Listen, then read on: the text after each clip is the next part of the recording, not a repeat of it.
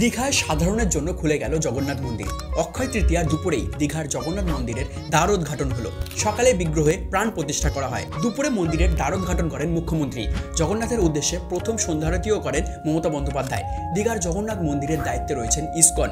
প্রায় 20 একর এলাকা জুড়ে 250 কোটি টাকা ব্যয় করে দীঘার জগন্নাথ মন্দির তৈরি করা হয়েছে। মন্দিরের শীর্ষে বিষ্ণুর অষ্টধাতুর চক্র রয়েছে। 500-র বেশি গাছ লাগানো রয়েছে। দীঘার জগন্নাথ ধামের স্থাপত্য শৈলীও চোখ ধাঁধানো। নাট মন্দিরটি দাঁড়িয়ে রয়েছে 16টি স্তম্ভের উপরে। মূল মন্দিরে রয়েছে ভোগমণ্ডপ, নাট মন্দির, জগমোহন এবং গর্ভগৃহ।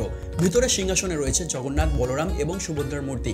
নিম কাঠের তৈরি মূল বিগ্রহের পাশাপাশি পাথরের মূর্তিও রয়েছে। এছাড়া রয়েছে রাধাকৃষ্ণের বিগ্রহ। প্রভু জগন্নাথ দেবের প্রাণ প্রতিষ্ঠার পরেই তাকে 56 ভোগ অর্পণ করা হয়।